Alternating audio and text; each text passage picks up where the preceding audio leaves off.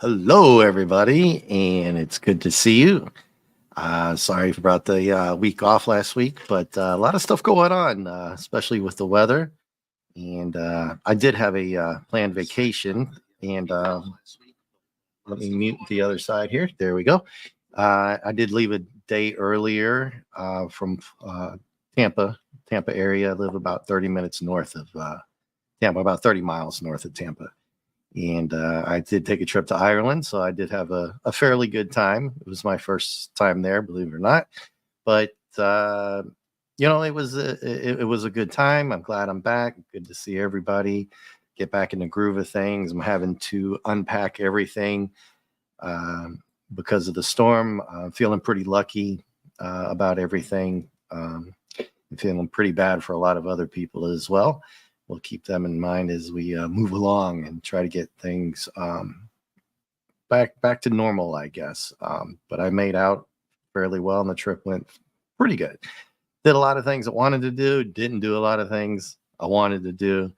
But I definitely think I'll make a another trip back, and hopefully the next year or two, and we'll see how that goes. But as we get through with everything that's been going on in our lives, and we are doing the Battlestar Galactica comics review. Tonight we're doing number 11 and number 12. And I was going to do a little bit of a recap, but number 11 I was going to do that for me. So I'm not going to have to talk too much about all the things that have been going on. Excuse me, I was fighting off just a little bit of the cold. Wasn't used to the weather over there. It wasn't. It was nice though in the 60s, 50s. Then it dipped down into the 40s.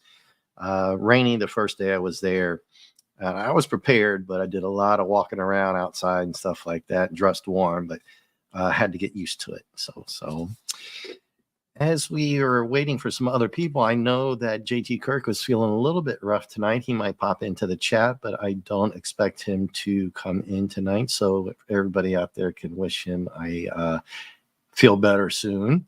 And I know Mark D came off his big trip. I haven't talked to him, but I think they had a good time. And I don't know if he'll pop in. So I'm flying solo tonight. At least I think I am. So no problem, no worries. We're going to get right back into this, and I will get that set up right now, or I will pull up. Let's see here, number 11. Then got to go back. As you guys know, this is a multi-step process. If you've been watching this show at all, you know it takes I think we counted 7, 8 times where I have to go back and then pull up the stream on the other end. Oop. And that way I have to double check. It should be scrolling on your guys' end. Yep, there it goes. And then maybe I'll make it a little bit larger to fit the size screen. And let's see how that goes too. And there we go. Perfect. All right. As long as those ads don't pop up, I'll leave it that side as always. So there was something interesting about the, actually, I'm going to make it a little bit smaller.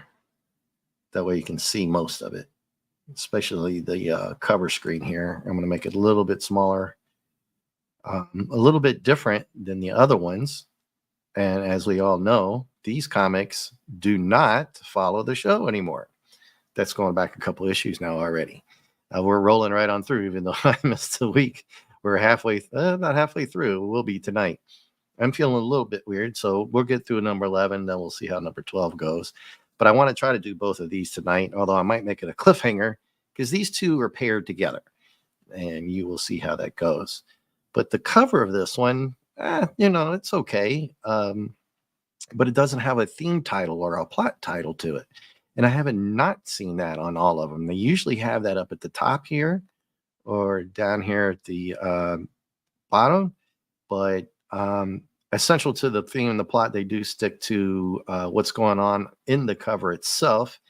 And we know this is going to be a heavy Starbuck theme. And he wasn't around for a lot of the last ones.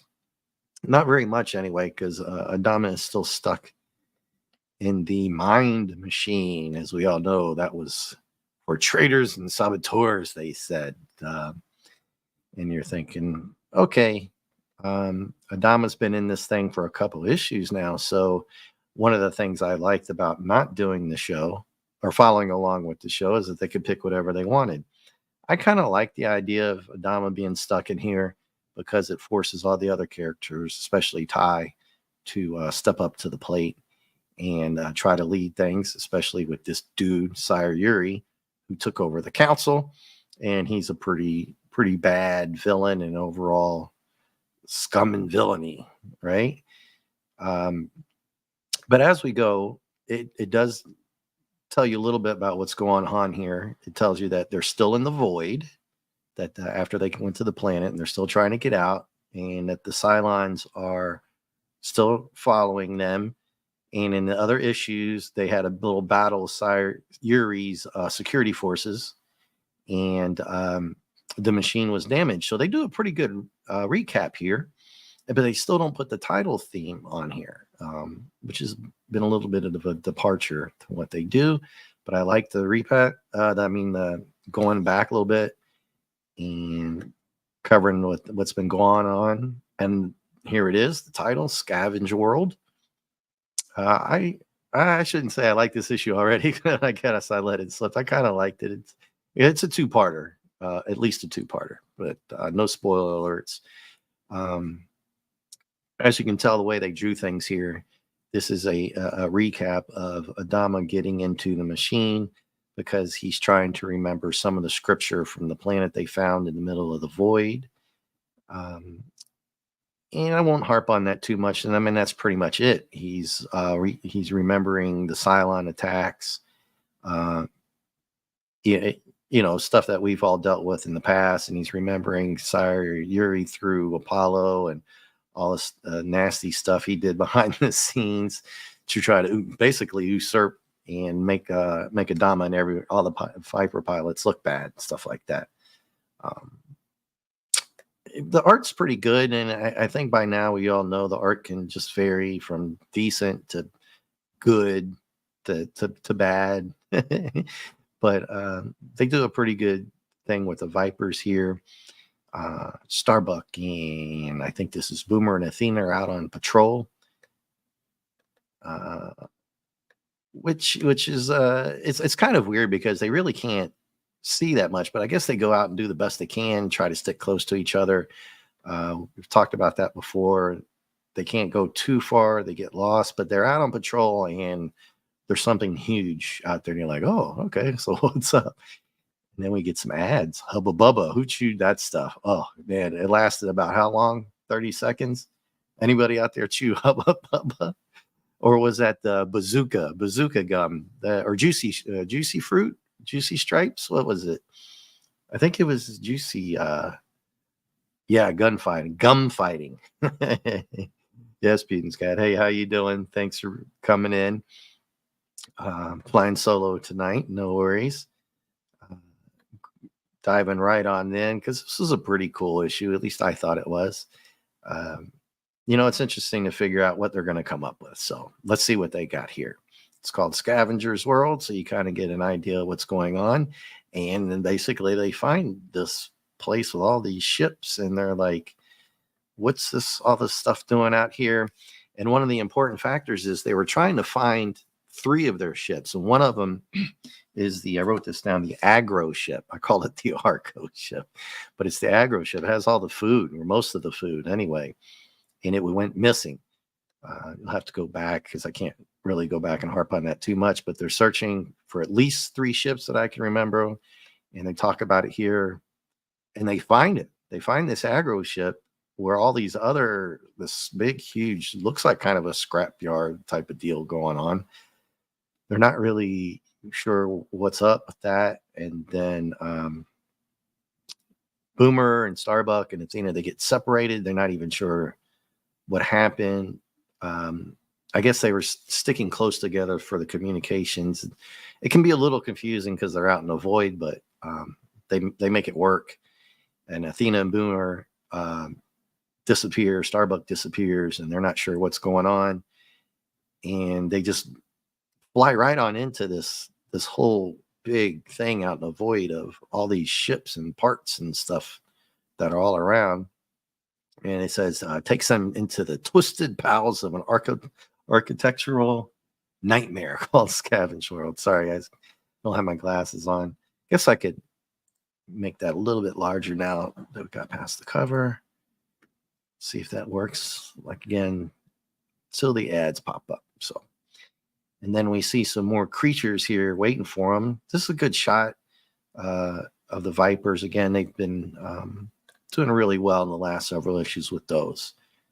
The artwork's good, like I said, goes from good to bad to mediocre. But they meet all these aliens down there, and they're just scavenging all these the parts, and you're like, okay, so what's going on? That's what happened. But what are these people doing out here in the middle of this void? So these creatures are obviously trying to rip up the Vipers and stuff like that. And another one shows up, and they're actually fighting over who's going to get all the parts to the ships. And hail JT Kirk. Thanks for popping in, buddy. You're a trooper, man. Everybody say get well better, JT. Appreciate that, man. You're probably better off typing stuff in the chat tonight, helping me out, than speaking. You're more than welcome to pop in whenever you want if you feel like it, but no pressure. I know you're feeling a little lousy. So we're getting on the ads here. We'll skip through those. The Whoppers are pretty good. All right, so Athena and Boomer apparently landed, and here comes Starbuck to the rescue. Maybe we'll see. And he starts blasting these dudes right off from the beginning. And he's kind of wondering how they got all the Cylon stuff. So he's not trusting these people at all. So it's shoot first, ask questions later. And he wants to know what happened to his friends. And this thing goes, "You're supposed to be zonked." And you're like, "Zonked? What's up with that?" And you're like, they attack Starbuck. So the fight's on. He goes, there he goes. He sees Boomer and Athena being carried off. So he starts the fisticuffs, starts beating these guys up a little bit, but he has to take off. He's outnumbered. And he's trying to find Boomer and Athena. And if I'm going too fast, just let me know. I'm kind of reading this as I go along as well. Starbuck's just fighting these people. He has no idea what's going on. All these guys that were trying to rip the ships apart and stuff like that are chasing them. And to the lore, right, JT and Fusion's Cat, we always talk about the lore. I'm always talking about they've got to keep the lore. It's one good thing so far that they've done really, really well in the comic books, is to keep the lore and of Starbuck up and keep it running. And we see it all the time, at least when he's in the issues. I like that he's not the main character or the main theme of every single issue. That would get boring. One of the reasons why I like Adama being in the machine, because it puts the feature on everybody else, even though Adama is kind of still the main thing, right? So what does he find? Yeah, that's right, a gambling thing. So he can't turn that down. And what good luck for him is to find this while he's on the run. And he doesn't make any bones about it. He just jumps right on in. Once we get past the ads, there's some more bubble yum, hubba bubba, and where's the juicy fruit? So anyway, he says this is a private game or anyone can play. So he's running from these creatures, right? These people, whatever you want to call them, right? And he's going to take advantage of this game, obviously, or he would have kept on running. So he's feeling pretty good about himself. So he offers this blaster as like an ante, I guess, or showing them he's got something. He even knows what they're playing. So obviously he's feeling pretty confident because it's him. and we get a good shot of the Battlestar Galactica here. It's a fairly good shot of hurtling through space here, um, because they're always on the run. Right? What's the theme? Is you can never have a good time because things turn bad. And of course, it's a Cylon patrol coming after the Battlestar and the ships, as always. Um, and these Cylons can work magic in this void, but I guess you got to keep things moving. So um, the void hasn't been helping them too well to get away from the Cylons, right, guys? But like I said, it's just comics, so you got to keep the plot along, and it can't be one dimensional. But it's always the Cylons, always the Cylons. They got to keep moving, got to keep moving. And then there's this Sayuri guy who's and if you didn't know, he's ahead of everybody now for the most part. But why he hasn't been locked up and stuff like that, I guess I'm not quite too sure. But again, that's part of the story. And I think that's Apollo. Yeah, is trying to tell him that that we're being attacked, and he's playing stupid as always. And then it's too late already. The Cylons are already shooting at him. And we get to look at some really cool Star Wars swag from back in the day. I had some of these things, played with them till they broke. I don't see the land speeder. Yeah, there's a land speeder. Oh, I wish I had all these stuff now. Where are you, Mark T with a C? You've got all this stuff. And most of you, everybody out there, have some of this stuff. So Yuri's like, oh, he doesn't want to listen to Apollo for some reason until Ty shows up. And he doesn't put up with his crap. And he's like, go on red alert, launch the Vipers, which I thought Apollo probably would have done anyway. Because this guy's an idiot. Sayuri's an idiot. So the art, like I said, it's all the same with these guys. I can't get anything on my monitor there. That's one little thing I've always picked up on. They love doing stuff with the monitors everywhere you go. So I'm always looking out for monitor stuff. Ty takes command, and they're having it out with the Cylon. So you get your pew pew going on, which is good. You're good to get some action while everything else is going on as well. But meanwhile, and they actually say meanwhile, Starbuck's in this card game while he's being chased, and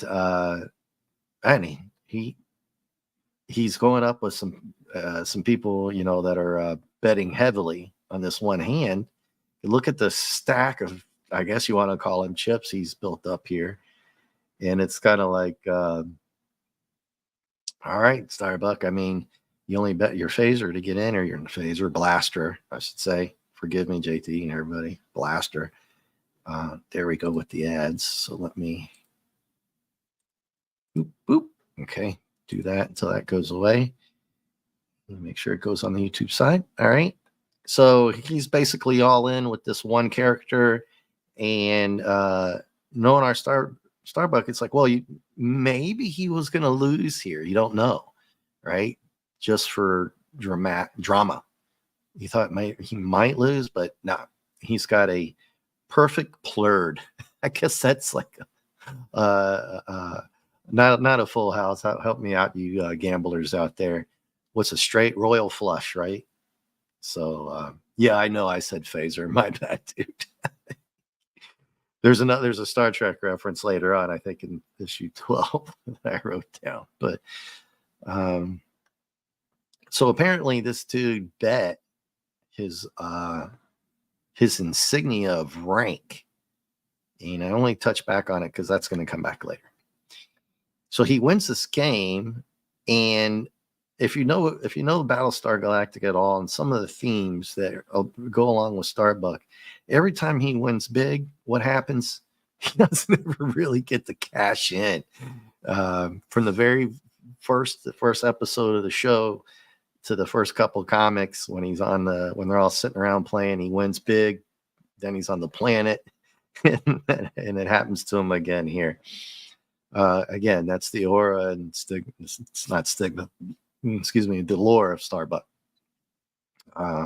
he's a great player, but he's better off not winning big sometimes, I think. So Athena and Boomer are looks like they're in like a jail cell, something like that, and then they have to go somewhere with the guard, and boom, there's Starbuck with some long-legged blonde. Imagine that, with an eye patch to go with it. She might be blonde, she might be redhead. Who knows with the coloring here? But they're in some big area, and there's a lot of characters here. And this lady's named Uralai or something like that. And there's Starbuck just kind of hanging out. And Athena's taking shots. Oh, I should have guessed. And she takes a lot of pot shots at Starbuck along the line. And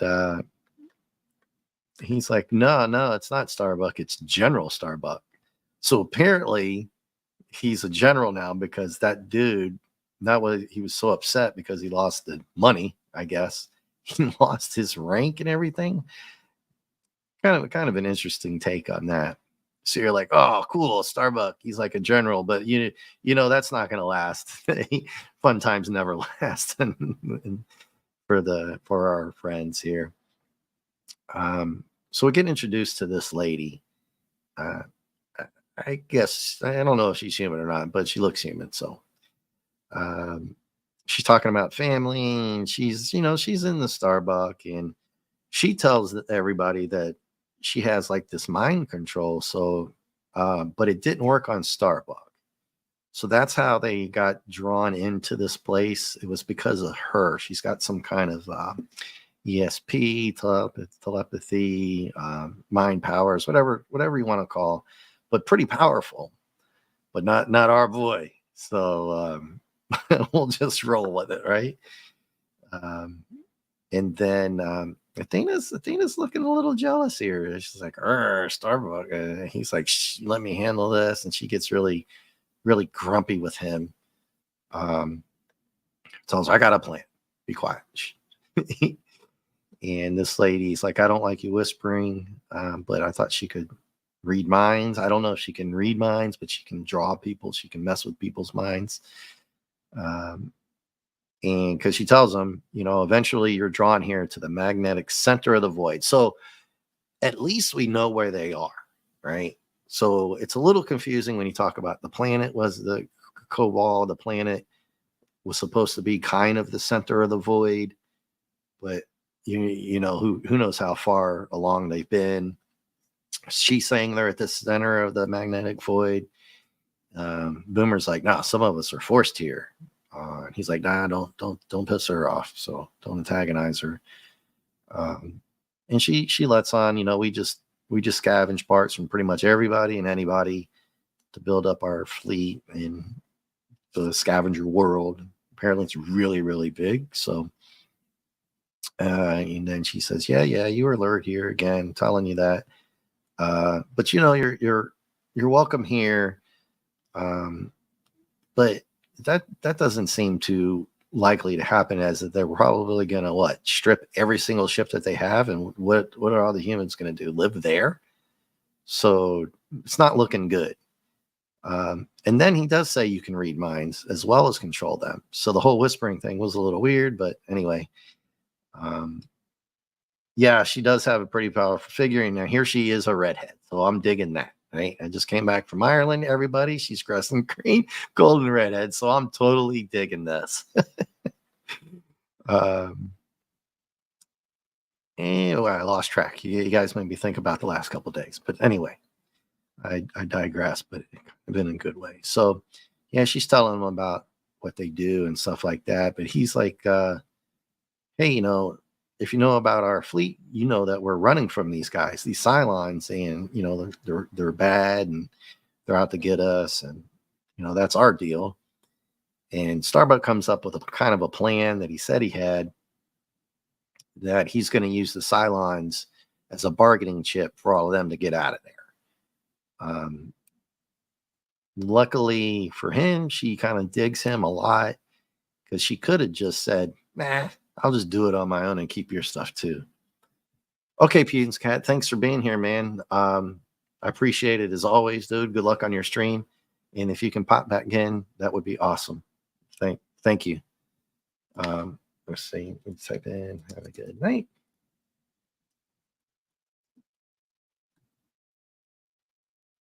And thanks. All right. Cool. All right. So Starbucks' plan is kind of working because, like I said, she didn't have to go with that.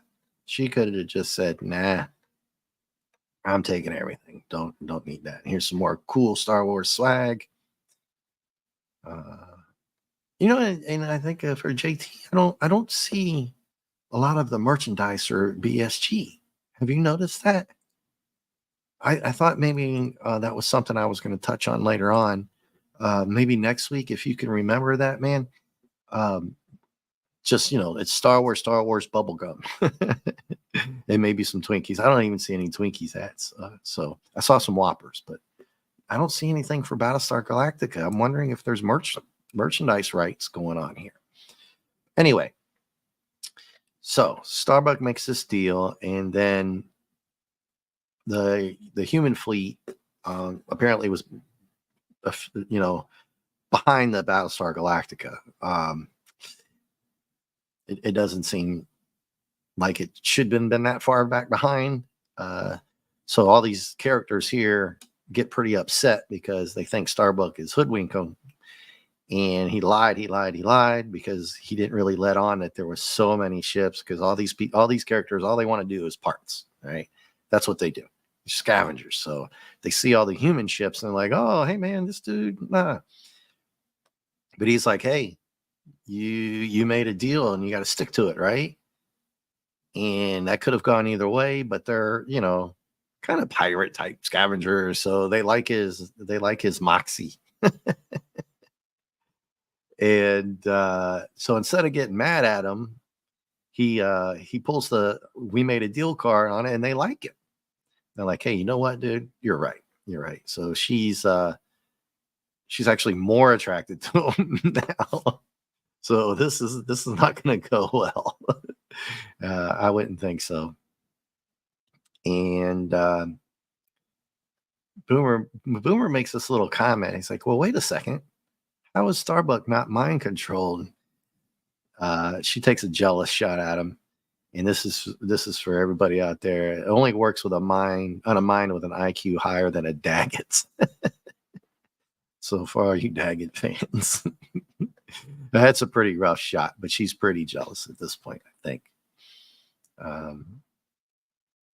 So as the whole fleet is reaching there, I was just a little confused, I guess, because the Battlestar.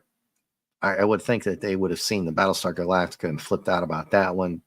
It's not even really mentioned in the scavenging, as far as I know, but I guess they don't really care. Like, they see all the ships and they don't haven't said anything about it. So anyway, and back on the ship though, the Apollo's going at it with Yuri as always, because this guy's a dirtbag, and they're trying to protect the fleet. And this guy Yuri, who knows what he's up to.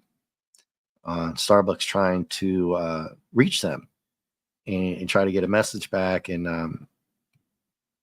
then Apollo and Yuri are fighting over the ships. So here's my monitor scene, which I'm loving. Always get my monitor scene somewhere.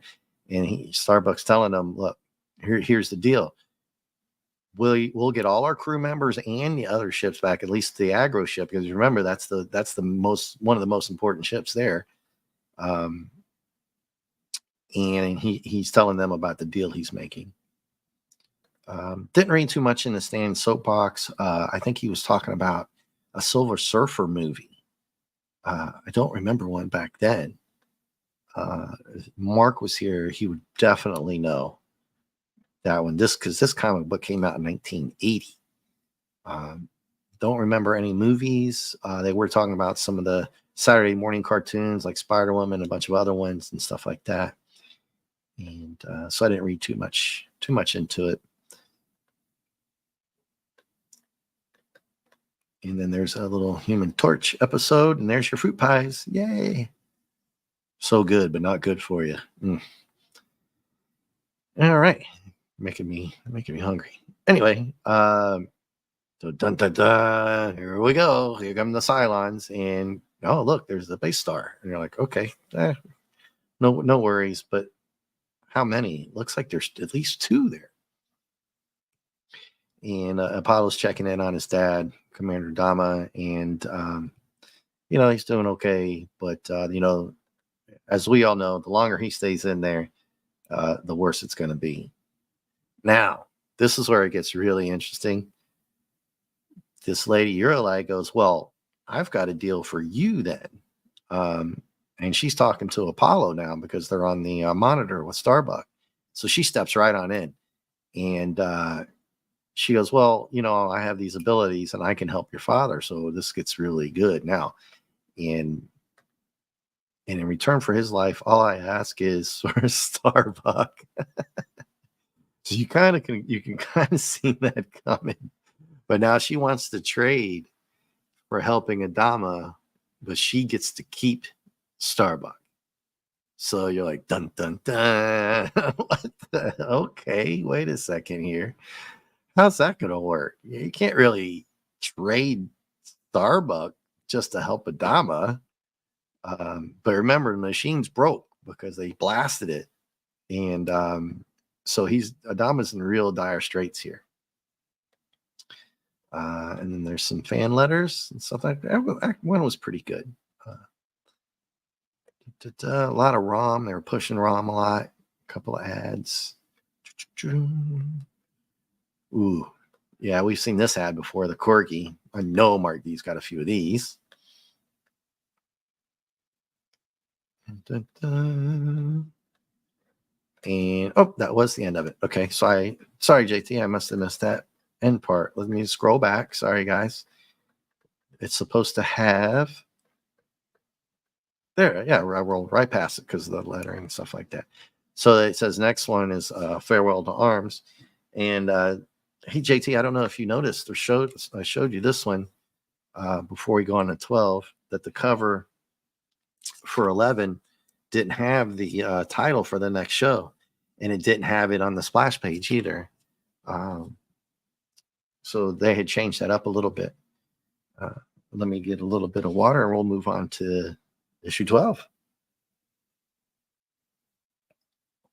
And so no spoilers. Obviously, the comics going together, and this is kind of a two-parter. We'll see if it's a three-parter. And let me get set up here for number 12 here. Oh, I gotta go. And as JT Kirk and I discussed before, this is it's a pain. Switch. It takes a lot of steps here to get it back up. I'm wondering if I could double it up, but I don't want to screw anything up because I know I can at least get this part done the right way. Then add it to stage. Then I got to go back and click on it, pull it down, then go back to StreamYards, then go back to this one. And there we go. And that should do it. Do a little test scroll. See if it pops up on our side. And is it scrolling? Yes. Okay. Success. Yeah, JT. So I noticed that it didn't have the title for the next one, as usually it doesn't match, right? But anyway, we always like to talk about the covers and stuff like that. This one is whether it has the title that matches Memories In. Okay. And then obviously we can see here, I'm scrolling up and down, that Adama is going to get out of this somehow, some way, because they put it right on the cover. So the covers are kind of spoiler alerts in some way. I don't know if I kind of like that. I mean, we always know he's going to get out of this somehow or another. So it's not really a spoiler to to that much extent, right? All right. So I mean, the colors are nice and vibrant. And there's not much to it, really. He gets out. And then we got some nice little pink fuchsia there. And got a nice little splash page. I'm going to minimize this just a little bit. Um, I like this one. It's got the complete underside of the ship, and it's not completely, how should I say? It's, just like all shiny, like a Cylon helmet or something like that. It's got a lot of different drawings on it and sculpting and stuff like that. Could have done a little bit more, but it's good. I like it, I guess, for the most part, because it has the Vipers at a angle coming up toward the ship. And that's pretty cool. And they've got a lot of color to all the other ships here to the side. I don't know if I've noticed that before.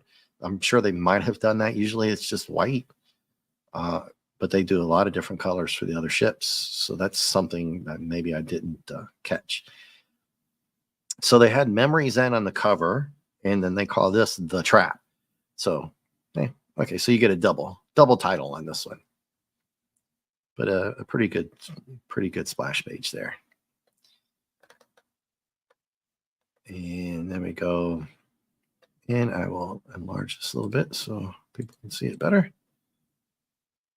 Boink. All right, so apparently Athena and Starbuck are going at it because he's like, listen, Athena, a man's got to do what a man's got to do. So she's harping on him, and I guess because of the three Vipers there, we know that it's Boomer, Athena, and Starbuck heading back to Galactica, because for some reason this lady Urlai wants to be or has to be within close proximity to Adama. I guess her powers. It's a little confusing because she can draw these people from where she's at, from way out into this void.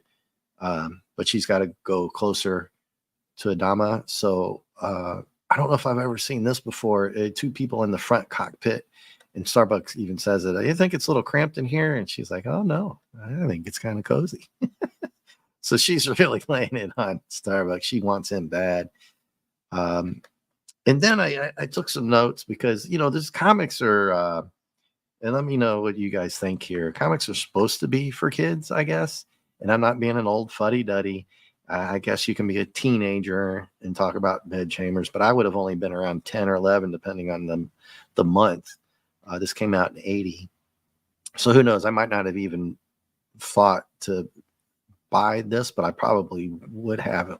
I think I read a few of these when I was little, but I was into the show, which was already coming to a close, right? I don't know about the timing, but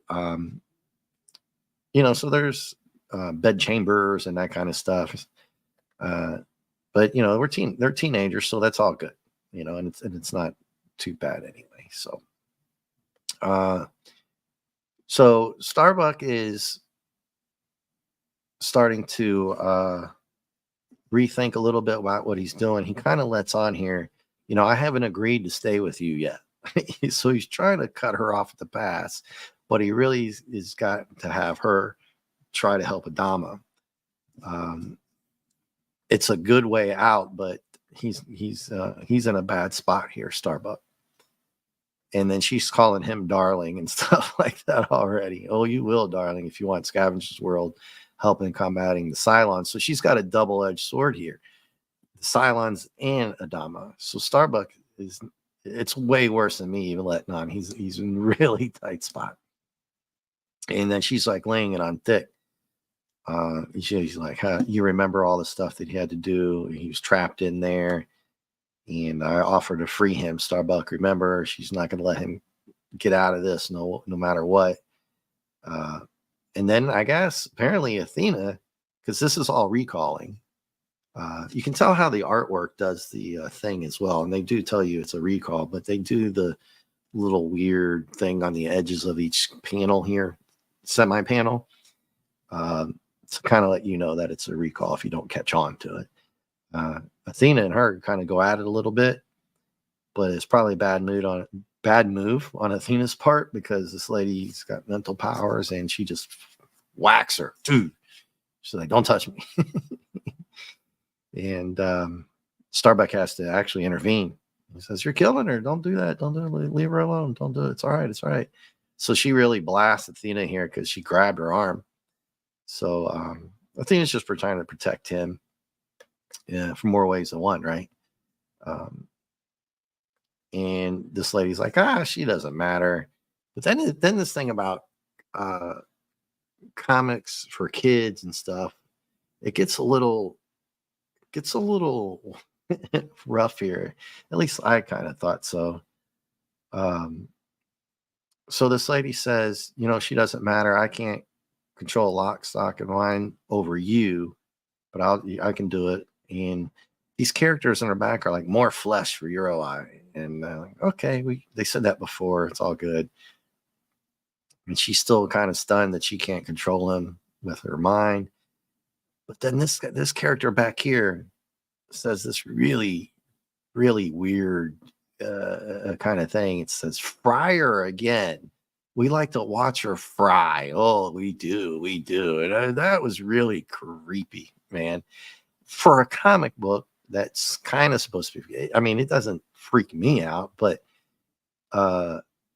it just really caught my attention to think, okay, so what if this was for just teenagers, it's 15, 16, 17, whatever, and adults, obviously.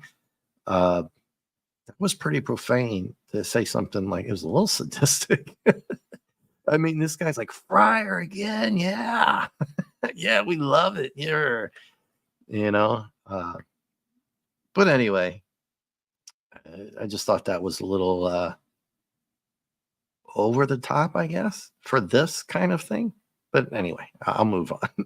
Let me know what you guys think about this little sadomasochist character. Now here's where the artwork I really liked. They nailed this. They nailed this. The Starbucks face over here to the right top quarter panel here. And she's catching on because of his face. She goes, "Something wrong? You've been awfully quiet." Yeah, I'd be quiet too if I had to know that. Well, he's screwed, right? He's got no choice but to give in to what she wants now. He has to. He just pretty much has to. I mean, we're thinking he's going to come up with something, but the face here, I'm going to give him an A+, at least for this little artwork here. The eyes tell it all. He knows he's got to come up with something way better than what he's already thought of, because he's thinking about what he's been hearing and what he's been seeing. What happened? And then he asks her, "What happens when the fascination dies?" And she's like, she just looks at him, shrugs her shoulders like, "Hmm." And it says somewhere in the back of his mind, he's hearing that "fry her" over and over again. So they did it as a point for him, but still, they could have come up with something else, not as sadistic, because he's already thinking, he's in a lot of trouble, and he's actually thinking really, really far ahead. What happens a centon from now, or 2 centons from now, or even a week or two, and if she gets bored of him, he's in a lot of trouble. What's going to happen to him? And from what they've been saying, it doesn't look good for him in the long run. So he's at the council meeting on the ship. Oh, get out of there! Sorry, guys. I don't know if that's going to pop up. There was an ad that popped up. I haven't seen one like that before. But anyway, they're talking on the ship, and he's telling them, and she's standing right there, what he has to do. And of course, Ty's like, no, we're not going to sacrifice you, even if it's a Dama. And of course, Yuri's like, "Well, I disagree." And Apollo's getting steamed because this guy Yuri, as we all know, he's just a dirtbag. But Yuri kind of makes a point here. They're stuck there. The Cylons are coming, or at least they pretty much kind of know they are, right? For the most part, they always are. And it's a little odd because they had the other issue. They had a couple of them attack them. So they already know it. And then he goes, "Until the Cylons find us." But Anyway, it gets a little confusing sometimes. You just have to kind of stay on track with the issue you're on right there. Yeah, and Kingpin, it does look like Kingpin. Um, yeah, that outfit. I'm digging her outfit and that red hair. But Sayuri does make a point, and whether they like it or not, Starbuck is screwed. He's screwed. And if he can help us, it's his duty to do so. But Starbuck's getting ready to go after him, kick his tail, kick his ass, and Colonel Ty Colonel Ty has to step in and say, "Hey, I got this, Lieutenant." So and he just rips into Yuri, which like I said before, I wish they had done a long time ago, but it keeps the drama going. And he's like, "I'm tired of you, man. You're near mutiny. You caused all this problems in the first place." And I love it. He really rips into him, and he goes, "Your time is coming, dude, and you're gonna answer. You're gonna answer for everything you've been doing." But Starbuck, and this is a pretty good little panel here to the left. You can tell he's got his cigar. He's got the little thinking. He's got his thinking cap on. So the art, like I said, can go all over the place, but every now and then they nail it. And they've done a pretty good job, really good job on some of the most important parts on the drama side of things. Starbuck just walks off and says, "Hey, I'm going to make this decision. I'm taking an hour." Thought he would say senton or something like that. I don't know. And here comes these really, really weak counselor guys, kind of like on Starbuck's side, but they're pretty much useless. I think JT and we've talked about this before. They've never stood up for Adama, at least not that we would have known. But anyway, so meanwhile, again, there's another patrol, and these Vipers look good here. Lots of detail. The blasters, there's 4. They get 4 of them squeezed in, and they're just out on patrol. And again, they don't see very far, I guess, in this void, right? And their scanners and stuff are always they don't work very well. They've got to stay close together. That's why they're like that. And one of the Viper pilots does see something, but because they're out there, it's too late. One of them buys it right away, which is really bad, right? The explosion is silent, and so are their pilots' dying screams. Like, geez, all right. A molten dagger piercing the heart of the lead Viper said, "Oh, all right, okay." That's pretty dramatic. I like the way they did that. That's good writing, to be honest with you. Not that other one that they had about the frying part. This is really good, and it kind of hits home that this Viper pilot dies here. And it brings you kind of back to reality of what they're doing. So minus that one part, the writing's pretty good.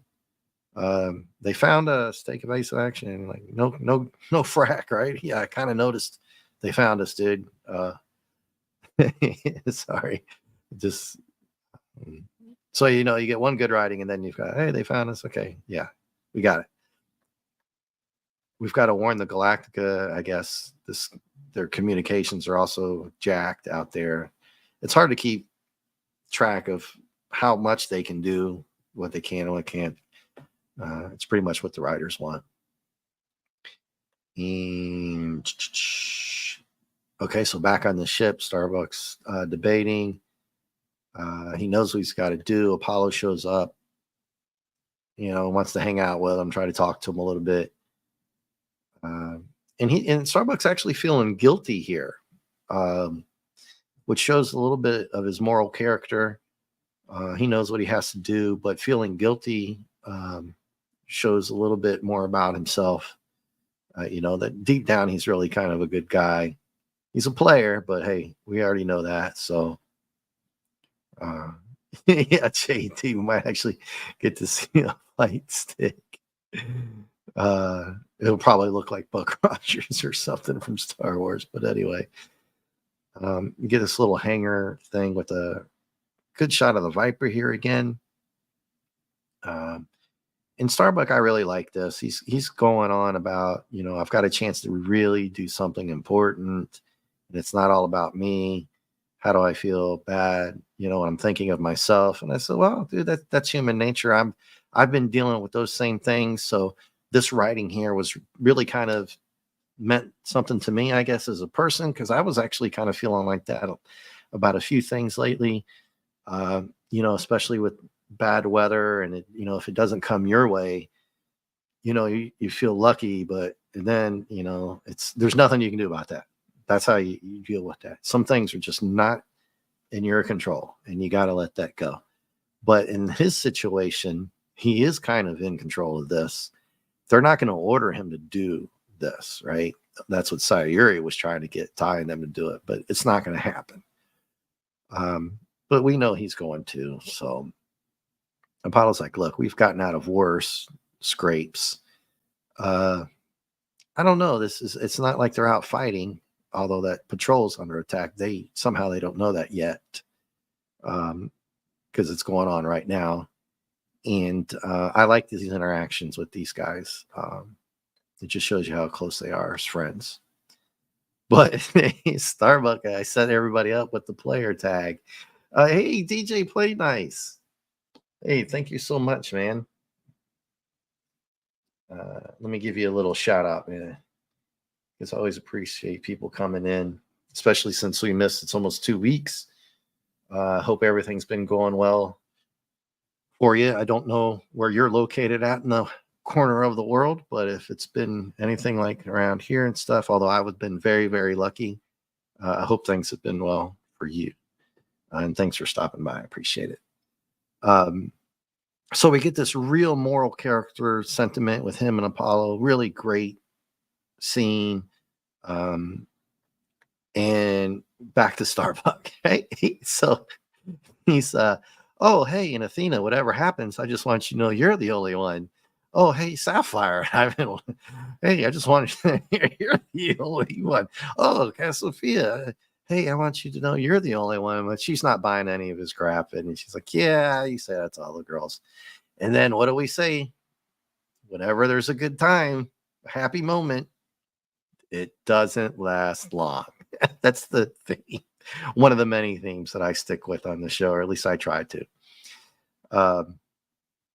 But he gets his at least three goodbyes in, and he just doesn't have a lot of time here, does he?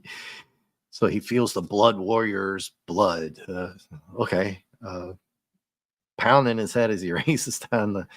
I like this little character type artwork of him kind of running. It's a little weird, but it's kind of funny at the same time. He's still harping on that one thing that I didn't like, the fryer. So I get what they were saying. They're using the part that I didn't like is for him to keep going back is he's thinking, oh, that was really bad. Fryer. I got to think about that. He still could have come up with something else, but he's really harping on that. He knows he's got to come up with something. He's running up to the bridge, although I don't know why he would run to the bridge and not run to, I don't know, use comms or something on the ship, something on the walls. What's going on? They did that in Star Trek, right? Just press something on the wall or a room there and just call up there and say, hey, he's got to run all the way up there from wherever he is. Probably somebody's bedroom. But anyway, we get a good shot of the bridge with Ty, Starbuck, and Viper on the screen. And a little monitor shot, everybody. Yes. Can't really tell what's on there, but you get a monitor shot. Or one of the other things I love. And I'm a little confused why he's not running out to the Viper, but I guess he has to stay there to make his decision, even though that there's fighting going on. He can't go out there. So he gives in and says, all right, you win. I'm yours. But he doesn't, I'm a little confused why like Apollo and these guys aren't flying out. Um, I kind of had a bad take on that. Uh, so I'm not sure. Maybe you guys can help me out with that. Why Apollo's just sitting there, and I mean Ty's there to handle things, right? Uh, so, and then a few centons later, I think we're all still trying to figure out the times uh, with decades and years. I think we thought we had that down, but I get confused. So, our situation is critical. Yeah. Uh, we're in the center of the void, and I already discussed that earlier. JT, I don't know if anybody else or DJ played nice that I thought the planet was in the center. Uh, now this whole scavenger world she's running, she's the head of that huge scavenger world. They want all parts, and Starbuck had to make this deal to save Adama and get rid of the Cylons. If you happen to miss that, or she was just going to scrap everybody. And she doesn't have mind control over him. Obviously, I think you guys knew that part. They call it a Sargasso. That's so great because that's a Johnny Quest and Adventure Brothers reference for me. I don't know what the time frame is for Johnny Quest. I thought it was before this, the Sargasso Sea, and the Adventure Brothers did a episode on it as they mostly followed Johnny Quest, but I like that one. But he's pointing to this monitor again, well, the screen, and he's pointing to certain things here. And I guess they have their bearings, even though they're still in the void, everyone, right? They still have their bearings that they put together now that they're at Scavenger World, what's going on. And I guess proximity helps them know where the Cylons are and stuff like that with certain scanners from the ship. You know, the Battlestar Galactica have better scanners than the Vipers are anyway. So, exactly, Captain. And we're talking about the Cylons as always because they have to. And he says our sensors will be unable to accurately gauge the size or strength. So I like that they did that because I was just talking about it, and I'm glad I brought it up then because I thought I was going to forget it. And so that kind of solidifies what I'm saying. They can do only so much, but they can do at least that much from the Battlestar. So they're going to set a trap with that lady's help. But do we trust her? And yay, we get some Cylon shots. This I liked a lot. They got to get him in somehow or another. And I always like to figure out what angles they're going to come up with. And they're looking at a big monitor screen. So that's kind of cool. Oops. What happened there? Sorry. Oh, hey, Phantom Outsider. Yay. Thank you. Thank you. How are you doing? I'll give you a good shout out there. And JT, if anybody's channel, if you're still there, if you can, if anybody has a channel out there, I know Putin's Cat did, throw it out there for me if you can, or I can hit it up here in a few. So we get the Cylons talking. I always kind of like that every now and then because they're always talking about them. And then now you get to see them other than in the ships. And one of my kind of cool characters that is this Lucifer character. So the Cylons are talking to Lucifer about where the humans are, and they call it the Sargasso in the center of the void, which they keep repeating over and over and over, but this is on the Cylon side, so that's okay, I guess. And they think that they're trapped, and they are, really, right? And here goes the Cylons thinking a lot, right? The regular Cylon warriors, not Lucifer. It's something like JT and Mark and I brought up before, that these guys tend to have more logical thinking than would seem for their function. But you don't know, I guess I always kind of debate the fact that some of the Cylon warriors have different programming than other ones. That's all I can come up with, because he's like, well, I think they're concealing themselves around the lifeless debris of thousands of derelict ships. I'm like, aren't you just like a Cylon robot? I mean, Lucifer should be saying that, or the Imperious leader should be saying stuff like that, right? But these Cylon guys seem to be a little bit smarter than I always let on for them to be. And then he says, our sensors have found an apparent unguarded quarter. Now that's more like what they would normally say, because we found out in the past sometimes they have attitude. or they have these weird human emotions that you would be like, no, no, no, no, no, no. But Lucifer is a different type of, and he's a robot. He's some kind of robot. He's not like the Imperious leader, and he agrees with the Centurion. I forgot Centurion. Yes. Yes, Stan Aykroyd is going steel cone heads. That's hilarious, man. That's funny. I can actually move over here and try to do my comments, but every time I touch everything, if you guys know, I have to switch back each time. So I can read the comments if I move this over. Anyway, so Lucifer agrees with the Centurion, but he also tells them humans are not a logical race. So we know that Lucifer can think way more than these Centurions. But again, some of these Centurions are pretty damn smart. Anyway, now wait a second. What do we see? Holy frack, 3 base stars. And you're like, what? Base ships, they call them. All right. I call them base stars. That's all good. So this is pretty elaborate attack that these Cylons have been trying to set up, and following our ragtag fleet of humans has been getting worse and worse by the minute. And so with the knowing now that they have 3 Cylons, one of them says, "I launch all your things."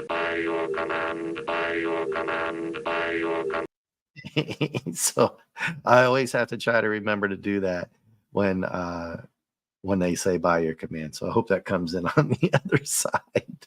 Let me know if that went through, guys. I did a little Cylon thing there. By your command. Iconic. And so back on Scavenger World, all the bad guys down there. Let's see, the spaceship in front looks odd. Let's go. Yeah, it's a little not symmetrical and stuff like that. But I like how they show how many of the Centurion Raiders, Cylon Raiders, are coming out. From these ones.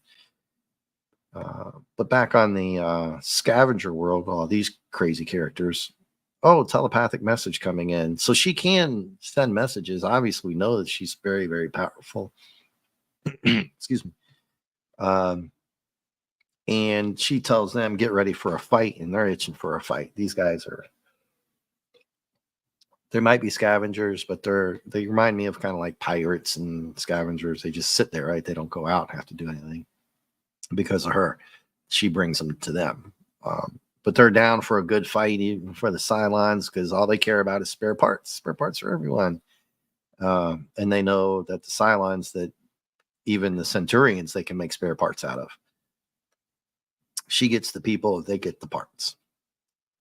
And so back on Galactica, things are getting kind of really, really heavy. Starbuck has given up, as we know.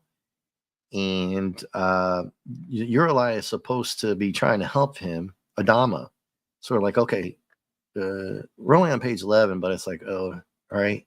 Things are getting heated. I kind of like it. I mean, you got the Cylons moving in, you got this getting ready to happen. A lot of moving parts, but this one, I kind of dig how they're doing it.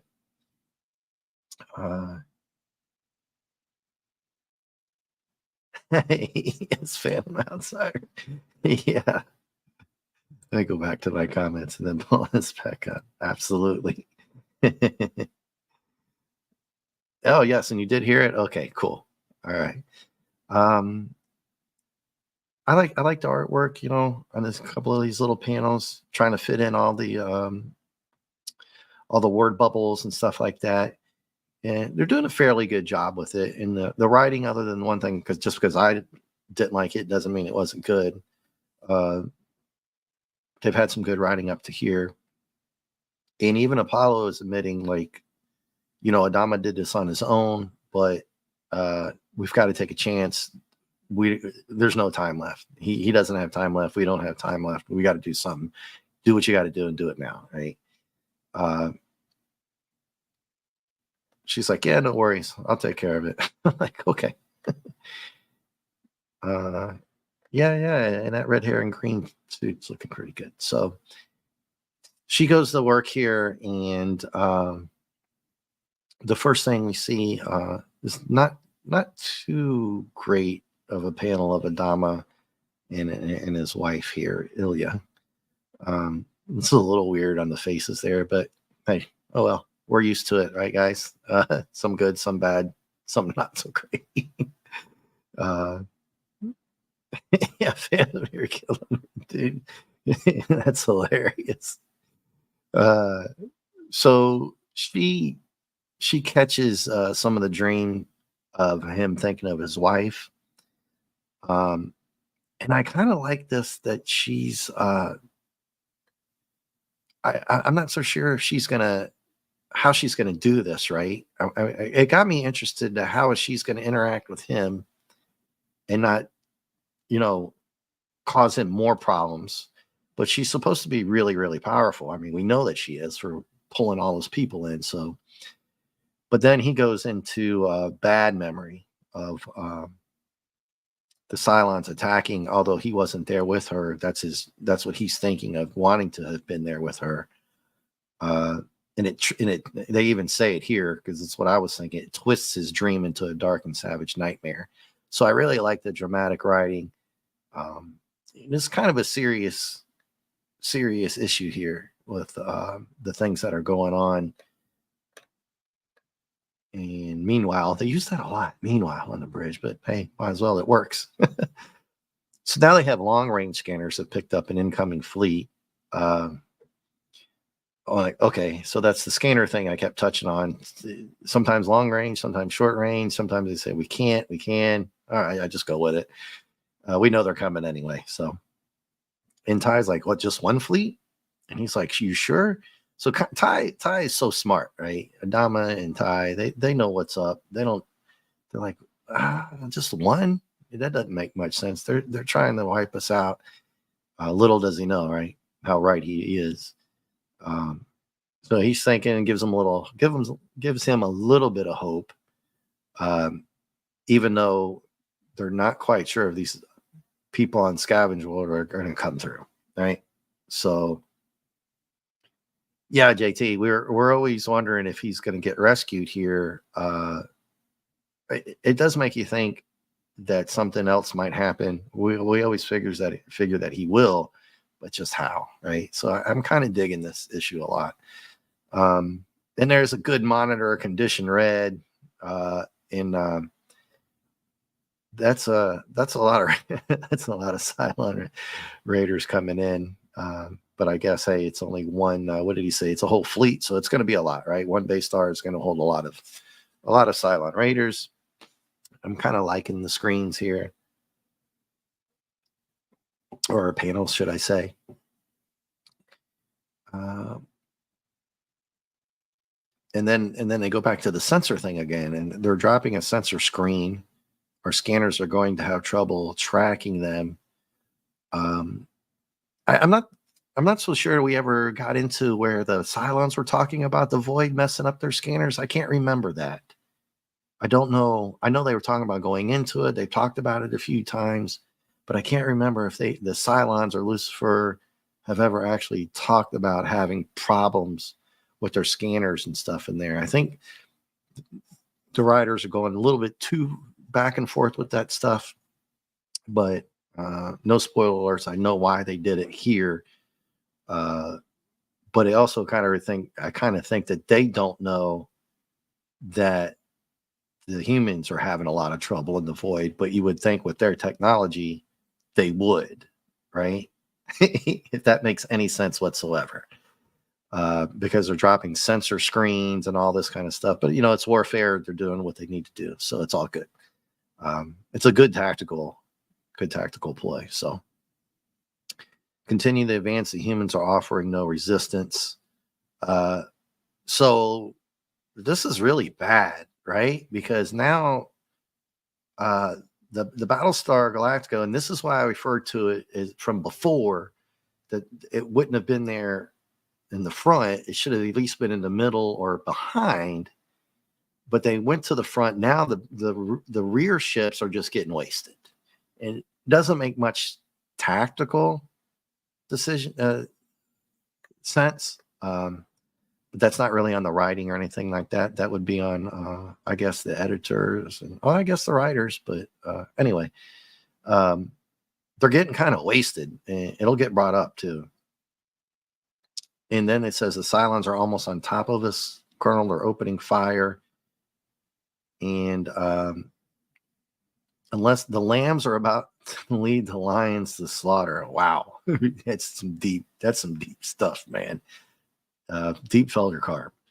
And unless this lady, Uralai, double crosses us, Colonel, we're done for.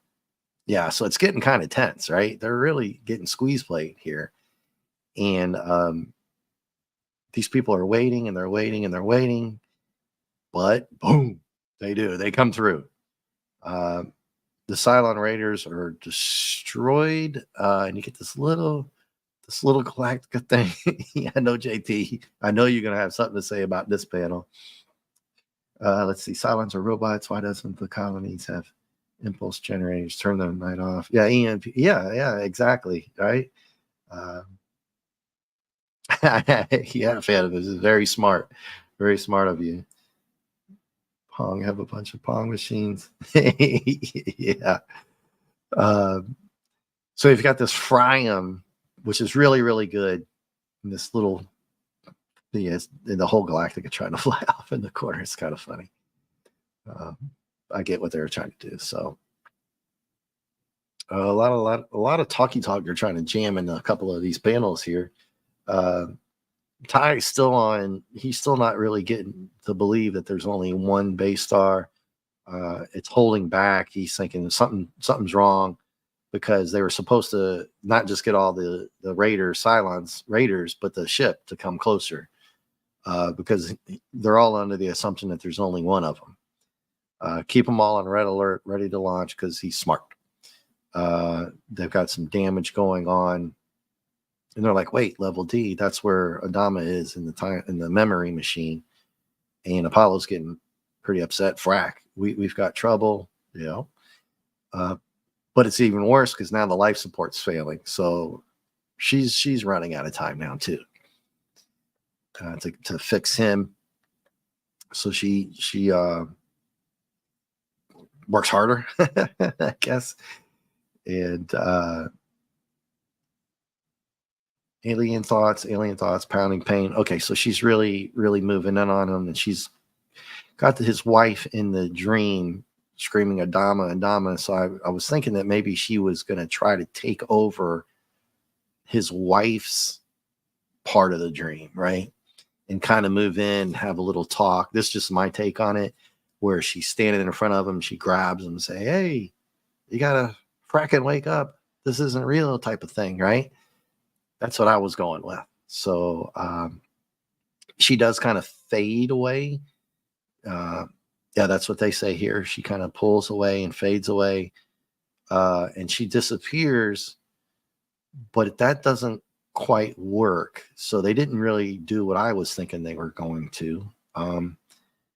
It gets worse for him, where he sees the Battlestar getting blown up from the original attack, and this isn't going well for Adama here because his wife just disappeared. Now it's getting to where all the humans are getting killed, and that's not good. That's an Alcoholics Anonymous shit. It's not that AA written on it. That's right, JT. I knew you weren't gonna like that. I thought of you there. I was like, no, that was bad. But Adama is it's like it's getting worse, right? This isn't the way they should have done it for him. But it's good because it builds up trauma. And outside, Apollo is like, this is getting really bad. Master Tech Shadrach. And if you guys don't know who he is, he's been trying to fit all of the ships with light speed. If that's what they call it, right? I guess it's called light speed. And if not, there it is. Light speed. It's right in front of me. And I can imagine him in his Scottish accent, converting all the ships. So yeah, on top of everything else, a lot of these ships couldn't operate at light speed. That was one of the other things that was going on. So they're hiding all these ships now, finally, but it's a little confusing because the Cylons were already attacking, but all the raiders are destroyed, right? At least from the first space star. So you gotta keep all of that stuff rolling in your head at one time. Um, they're not talking about how many of the ships they lost or anything like that right now. And just centons ago, our scanners picked up 2 ships closing fast, and they just thought it was a couple of ships trying to catch up. But the things just keep getting worse and worse, man. Uh, 2 of the battleships finally show up, and now they know it, and they're like, "Okay, this is just like bad." So they do the buy your command again.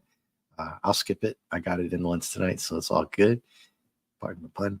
And all the raiders are launched. So now they've got 2 battleships, Battlestars worth of Cylon raiders coming at them.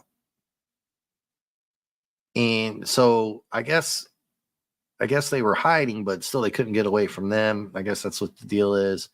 So now they're all those ships they're just getting blasted again. And Shadrock's like, "Where are the Vipers, Galacta? We're getting destroyed out here." Of course, they can't fight them. Most of those ships they're not fighters anyway. Don't have any of that kind of stuff. Maybe a few things, but we're done for, Colonel. The Galactica cannot outfight two base ships. That's you're being a coward, dirtbag as usual. And he's like, "I'm taking charge, Colonel." And Ty's like, "Nah, ain't happening, buddy." And Apollo, of course, jumps on him. "We're good, man. We're going to do what you got to do, Colonel Ty. I got your back." And this is a pretty good fiery redhead scene. All their dress is blue now. I thought it was green before. I didn't notice when I was reading that.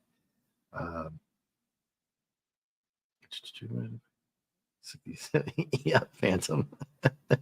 They look like frisbees. Apollo's like, "Without life support, we can't stay in this section much longer."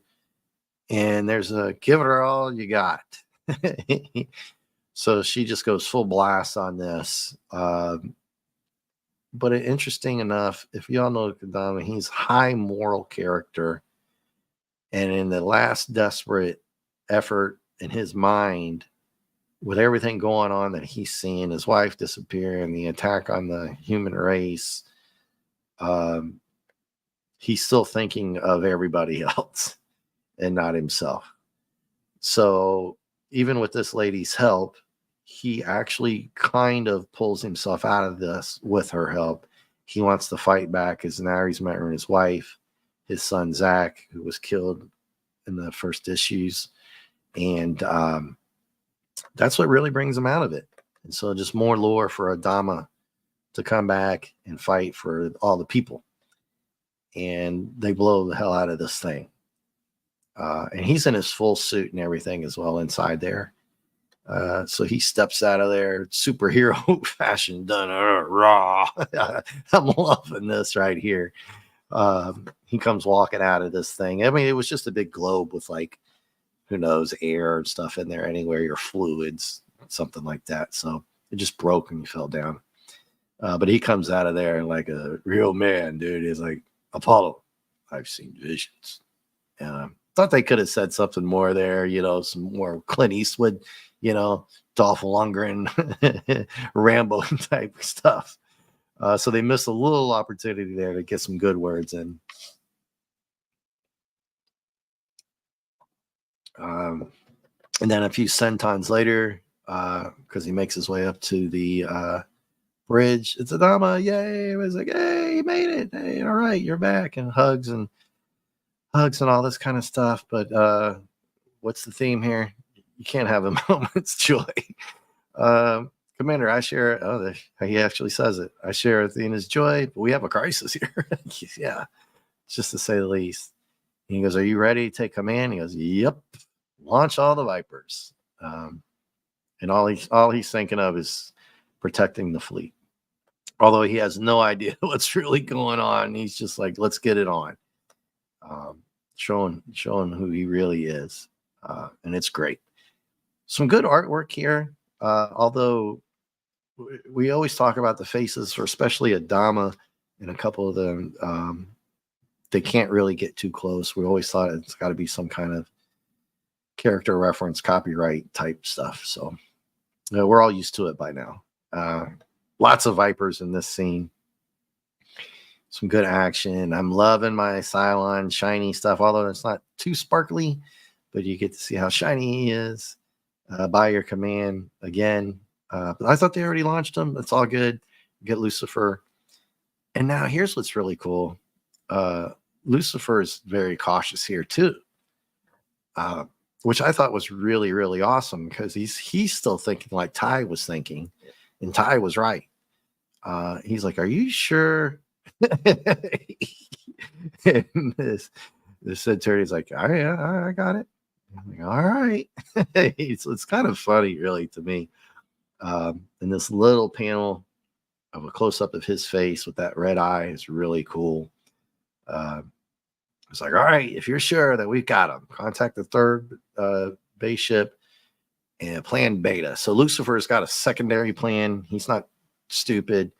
I mean, you know, you can always guess wrong, but he's thinking, he's thinking tactically just as much as anybody else.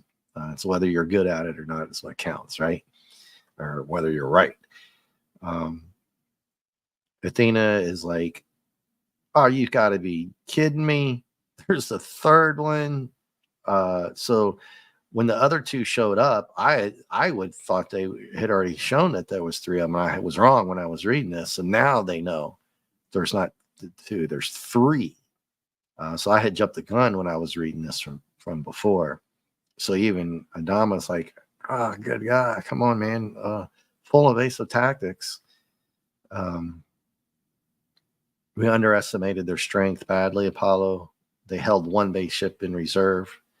And it's coming right at them, ramming speed, right? And here it comes. It's going to ram us, and there's nothing we can do to stop it. Collision course, and there's your cliffhanger, guys. So it was kind of a two-parter, but they're going to string us out to the next one, and I'm kind of liking it. I like the tie-in, and they drug it out for at least 2 issues, but I really liked this one. 12, 11 was more of a setup issue. It was pretty good, and it just set up the whole thing with Starbuck being there and the meeting all the scavenger world, and a little confusing at times, but I guess if you've been following this, it's kind of par for the course. They can't keep everything straight. Like JT said once before, there's a lot going on at times, and you kind of have to almost keep mental notes when you're reading this to keep on track. I guess it's even more profound when you're trying to do reviews on it for other people and yourself, to try to keep up with certain things so you don't look too silly, because I can get things wrong, like the 2 base star and the 3 base star thing. I lost track myself and got it wrong. The whole sensor thing, being out in the void, but that's okay. It goes along with the comic. 11 was good. Like I said, it was just a setup issue, and I really like 12. The whole fry her again. Ooh, I want to see her fry. That was just a little way out there, even though they used it as a repeating theme for Starbuck. I thought that was a little rough for a comic, though. But I don't mean to harp on it. Just going back to say that's what I thought about it. And let's see what Phantom has to say here. Lucifer was only cautious. Oh, I guess I can highlight. And, I do apologize for everybody. I wasn't being able to highlight because I was doing, I had to scroll through over on my screen and I couldn't keep going back. So I can highlight while we're kind of hanging out now. So they wouldn't invite Megatron and Starscream to the picnic. That's a good one. Yeah, JT, that's a lot of Cylon Raiders, three base stars. Um, and what was the one I wanted you to? I wanted to, yeah, that one, Phantom. Um, the EMP ones, yeah. I'm not going to spoil alert because what the Battlestar Galactica can do, I'll just say it was in the show, if I remember correctly. And it's not because I remember or not. I don't remember the comics going forward, other than one or two of them that I can kind of recall, because I read them about a year ago when I first got these. I'm thinking you're going to be close, but I'm not going to guess because I don't want to actually be right and then ruin it. Let me go back down here to new comics. Yes, Fusion's Cat, they make excellent lunch boxes. uh, yeah, here we go. There was the one about Lucifer. Lucifer was only cautious when his safety was concerned. Remember, he ordered silent warriors on this unlimited plan. Yeah, yeah. I thought that maybe what they were missing, and I guess the one thing I forgot to take a note on, I'm glad I remembered, is he was being very tactful. But remember, also the first base star launched all their raiders, and they got wiped out. And so Lucifer doesn't mention that. And I meant to write that down because I thought that was something they missed. That he would have said, "Well, launch both of them at different angles, or because they've got some firepower there. I don't know, go to the left, flank them or something like that." Because Lucifer doesn't seem to make any kind of comment to the fact that the whole base stars raiders got wiped out. So unless I totally missed it, and that's quite possible. It might have been just been a one line there. I don't remember reading it. If you guys saw that or read that, doesn't matter now because we're moving on to the next one, hopefully next week. But that was kind of a miss there. Doesn't really detract from anything. It's just something if you're reading it. But anyway, I like these. I like them. Grading scales, I give them 12 an A, 11, B plus A. It was, like I said, just a setup one, but they did well. 12, I like the writing. It was really dramatic at some point. I love that interaction between Apollo and Starbuck with just the two of them. They did finish this off with two episodes. No, I'm sorry, with a couple of issues with Adama and stretching it out a little bit, but going off on different tangents. And I like the way they blended both of these two issues where you don't feel like it at this point the whole Adama thing was being stretched out, as long as you personally weren't getting tired of it from before. I wouldn't have wanted to see him in another issue though, so I'm kind of glad they ended it now, because I think there's going to be some good action coming up, right? Let's see, all the Raiders were wiped out today, but I'll have a rescue tomorrow on Amazon Prime. Yeah, most definitely. They have this never-ending Raiders. It's kind of like, you guys remember Space 1999 and those particular Eagle? I think they were called the Eagles, or one of the shuttle ships were always getting blasted, blown up, destroyed. They just never seem to run out of them. Remember, they're stuck on the moon, right? So unless they have a plant to build them, I don't remember. I only watched almost season 1 of that show. I'm gonna have to go back and watch both. I heard the second one's a little, but anyway, I'm gonna go back, I think, one of these days. So yeah, the Cylons are out in space, but they continuously seem to have base stars at unlimited potential, like you're saying, Phantom. That's an excellent point. Yeah, and we know if Lucifer had to throw everybody at him and haul ass and get out of there, we all know he will. He's smart. But I just kind of wonder where all these base stars keep coming from. But I'm only assuming like they've been tracking him the whole time. So they when they were on that one planet with the ovarians and stuff, or I call them ovarians. Sorry, the ovarians that the word got out. They were tracking them, and they were coming together, behind the scenes.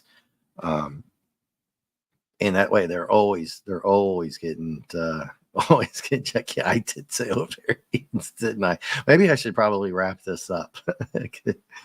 So on that note, I hope I didn't go too fast with everything, and appreciate everybody being here, if I can remember. And we still have 4 people watching. Go all the way to Putin's cat, DJ Play Nice, JT as always, Phantom. And if anybody else snuck in while I was going through the comics, I definitely appreciate it. And as always, it was a great time. JT, I hope you're feeling better. And Putin, I don't know if you're still streaming or not, or maybe Dad Man might be doing his college thing. I'm not sure, on Wednesdays. Some good games that could have gone better, some really close games. But any last comments, Fanti, JT, Putin? Yeah, they were engaged in a war of attrition, because we all know that they've been building up their forces for a long time to do what they did, to wipe out the human race, and they're all over space. So I'm thinking at this point, they're just sending as many as they can to meet up, and it's always going to be like that. There's going to be a base star somewhere along the line. Now we got 3 of them, right? So yeah, an expansion pack for that. After 30 minutes, I give up unless I want to watch it. Yeah, I got you, Putin's cat. Yep, definitely on that. Yeah, and JT, I hope you're feeling better. Everybody say it could get better, JT. His voice is done, but he hung in there with us tonight, and I appreciate that. And I had packed up everything. JT and Phantom, if you guys remind me, you might have seen this on one of my other shows. I ordered a huge Viper, and came in broken, a couple pieces. The guy gave me a little bit of money back. I probably should have got the whole thing back, but to get the size of this thing, it's 2 feet long. It's not built together, everybody. I'm going to try to break all that out soon, get everything together. I've got boxes and boxes. I just got back in from Dublin last night, and yeah, it's huge, 2 feet long. It's how do you call it? Not plastic. That stuff Mark does. So yeah, I got in last night from Ireland. I did a few things I wanted to, missed out on a few things. I actually slept a lot on Sunday to rest up. I had just been walking for all the time. I didn't even get out of the city because I plan on going back. Met some awesome people. I've got a few pictures. I'll download all that and give me some time to get my apartment together and get back to maybe streaming several times a week. And let's see what we got here. What did you say? Oh, JT, no, it's all good, man. You're good. Well, Phantom, that is a very excellent point, because everybody, who did we not see in these 2 issues? Yeah, right. Mark D would be very sad about this. Yeah, I mean, yes, Resin, JT, Resin. And Phantom, dude, what a good outtake, because I didn't miss them at all. I'm a Boxy. I'm not a Boxy. I'm a Muffet fan. Boxy, whatever, But Apollo's got to play stepdad. Mark D nailed it right away from the very beginning. You got to have the little kid with the little dog, and yeah, it's Resin. Thank you. It's got to fit in. With like certain movies like Godzilla versus Kong, you got to have the cute little girl, and then like in Meg, the first one, you got to have the cute little girl, the cute little girl there, and the divorced lady, like Serena or Cassiopeia, that kind of thing going on. So it was supposed to be, for kids too, so they had them in there. But I don't think anybody missed them. Did you guys miss them? I don't think I missed Boxy too much on this one.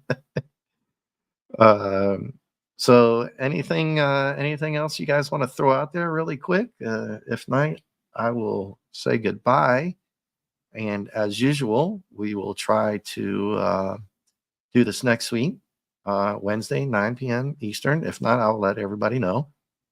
And let's see, what do we got here? The only reason there was a kid with a dog was Lauren Green and his album. You remember those shows, huh? Yeah, dude. I remember. Was that the one where they had the little the horses in the or was that another dog? Or was that Purina? Was that Alpo? Or was that a Purina one? Or is that the same dog chow? It had the little guy in the stagecoach thing whipping through the kitchen and the dog. And, wow, gosh, I am old. Man, okay, anyway, yeah, because I remember Lauren Green from Bonanza and stuff like that. That was a great show too.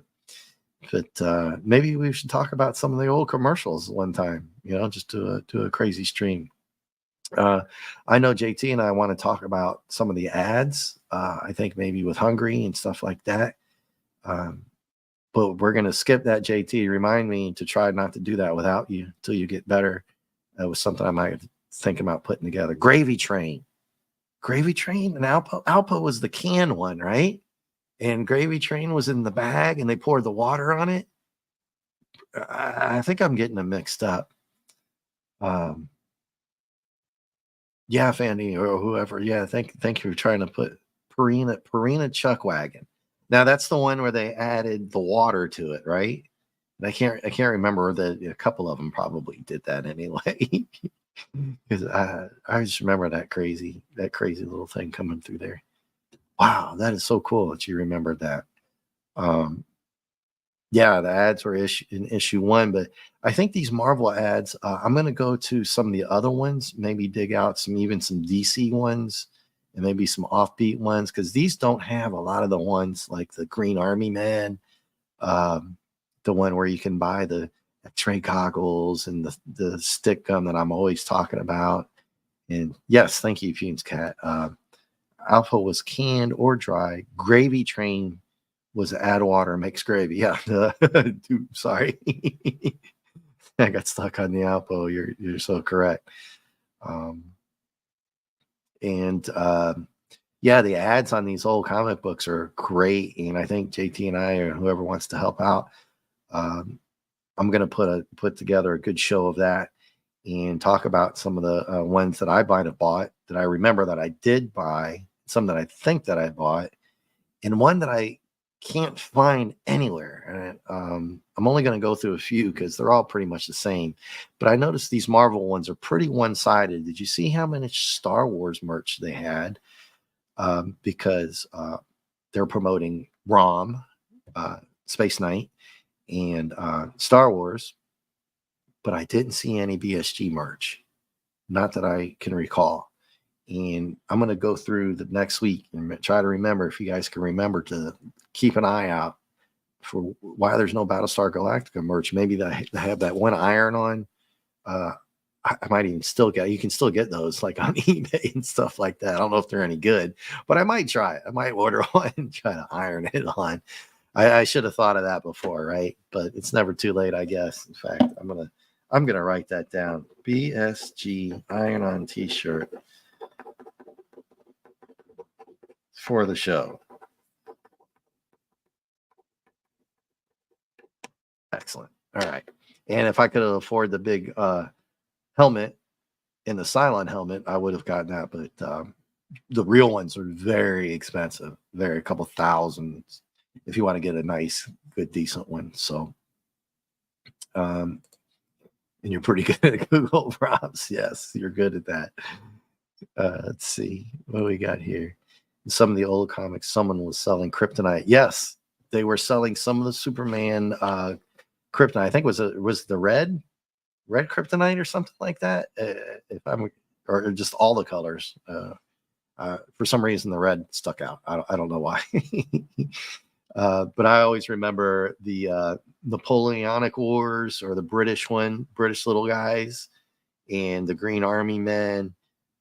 Whole page ads of all that crazy stuff you could buy, um, with the foam snakes that pop out, and all that kind of funny stuff.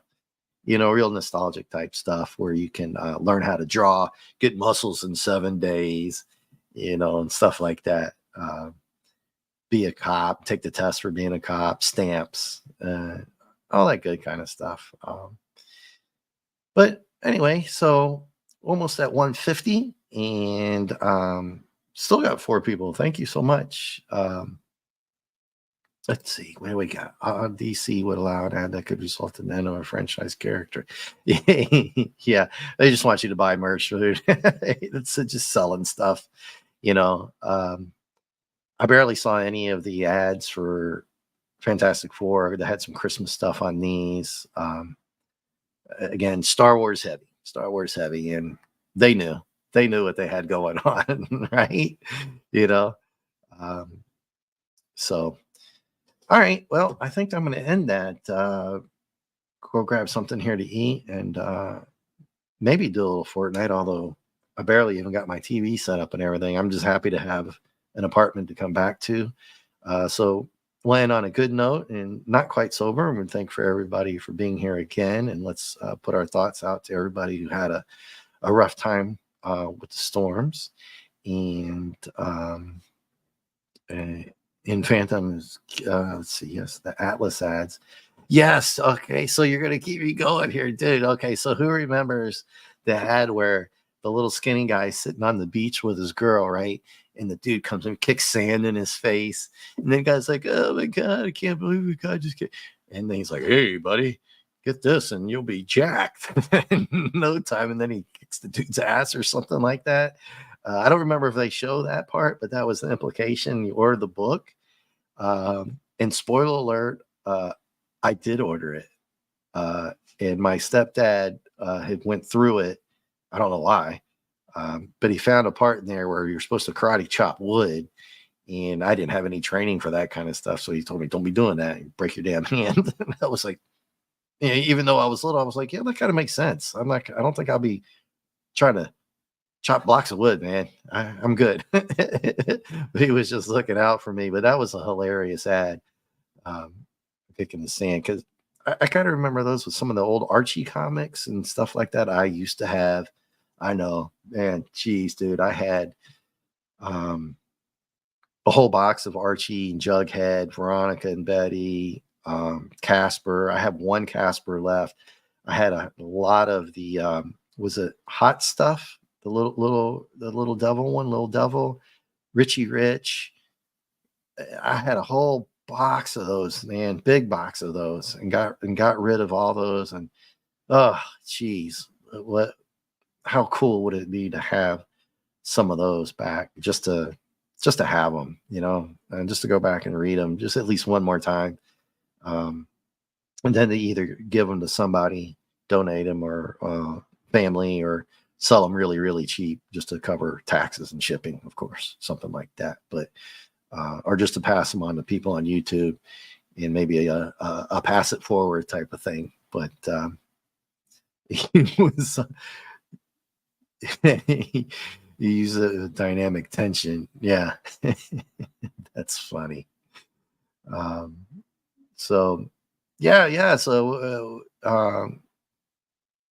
I'm going to try to save the ad ones. You got me going, Phantom, on these ads, and JT and everybody and Pete. And so let me get the heck up out of here, and just say goodnight. And thank you. I'll do that one more time for you there. The odd thing is, after he beats up the bully, he takes back the girl. That was okay with him getting beaten up for no respect. You're right. Right? Is that really happened? Odd thing is, he beats up the bull, he takes back the girl. Okay, yes, I see what you're getting at. I see what you're getting at. All right, yeah, okay. So let me just say that's it. Oh, and thank you once again, and take care, everybody. Be safe. See you soon, and if not soon, at least next week. All right, bye bye.